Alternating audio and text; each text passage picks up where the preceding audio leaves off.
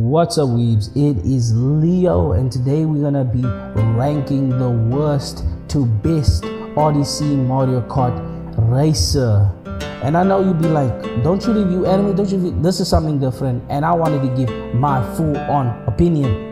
It should be a fact. It's a fact. It's a fact.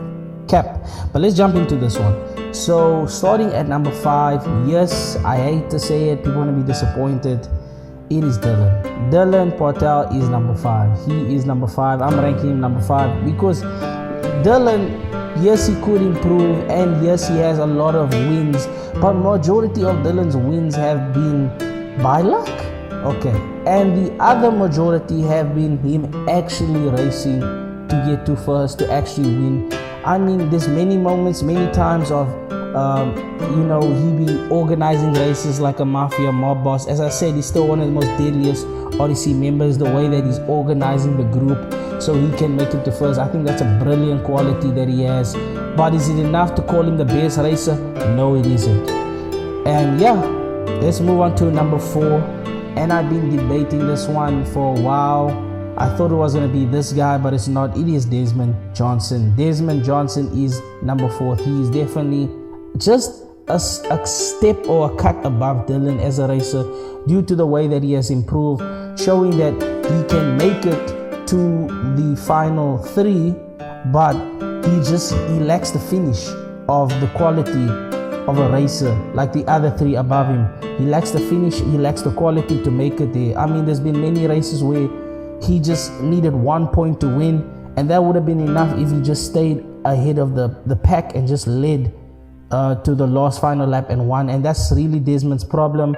I mean, at sometimes you wish Desmond to keep pushing forward, but he still needs more confidence as a racer to move forward, as it's been shown through many times. When Desmond regains his confidence as a racer, he eventually loses it somehow. Yeah, and coming in at number 3, which I didn't want to put him at number 3, but hey, Ben.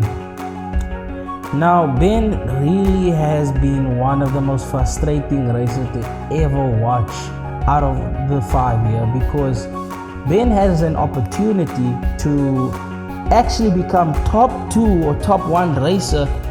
I mean, there's moments where we see Ben racing his heart out, and there's moments where Ben is behind the background wallpaper type racing, and you'd be like, why didn't I put him number 4, number 5? Because Ben is a better racer than Dylan. He is a better racer than Desmond.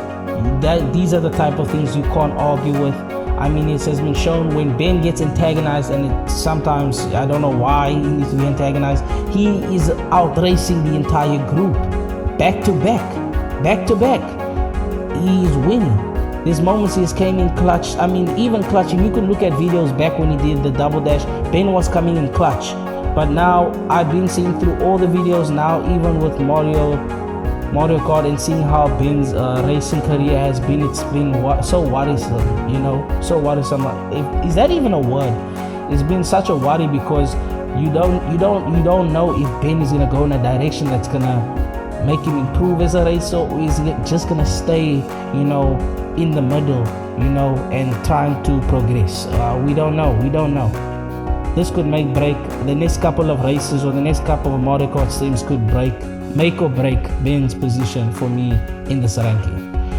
Yeah, and in second place, I know I am going to get cancelled for saying this one. I know everybody's going to be heated, but who is in second place? And that is none other than, drum roll. Okay, I'm not going to edit it in, but okay. Sitting at number 2 is Mark Phillips. Now I know. Mark Phillips, number 2, the die-hard racer, the Stone Cold Steve Austin racer. You're talking about the Bruce Willis type of racer. He is the die-hard. Yes, Mark Phillips is number 2. I mean, out of all of the people here on the list, Mark Phillips is the one that cashes out above all of them. The only one that I could say he doesn't cashes out more than is Desmond Johnson.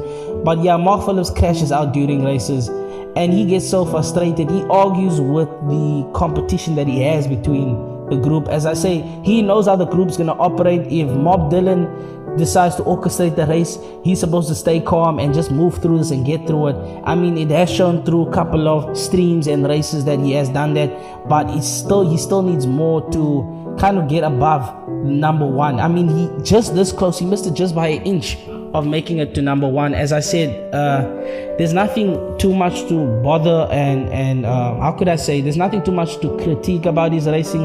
I just wish more determination on his side and less crashing out, because he's definitely better than the other racers that I've mentioned before on this list. I mean, he's been shown dedicated, he's been shown passionate about it. I mean, he's the leader of RDC for a reason, but he's not the leader of this ranking, and that belongs to none other than the man Leland. Yes, I said it, Leland is the best racer in RDC. Leland is the best, and nobody may find this intriguing or find this like, what, Leland? But he is the best racer in RDC due to the fact, if your right arm was on the line, ask any RDC member, if their right arm was on the line, right, and Leland had to win against the second best Mario Kart racer in the world, you are not putting it in Ben's hands, you are not putting it in Dylan's hands, you are definitely not putting it in Desmond's hands, you are putting it in Leland's hands, because you know Leland is going to make it to the finish line. Leland has shown to be the most I mean, he's been sabotaged so much out of first. I mean, I don't know. We need a count for how many times he's been sabotaged out of first. We need a count for how many times Leland has been robbed. I mean, Leland once Leland gets a gap, he's really unstoppable. Once he gets a gap, he is really unstoppable. I mean, you need the amount of blue shells, the amount of red shells, the amount of items you need to catch Leland is too much. So he really showcases that, but he does also too have a flaw, which is, I mean, Leland has made some dumb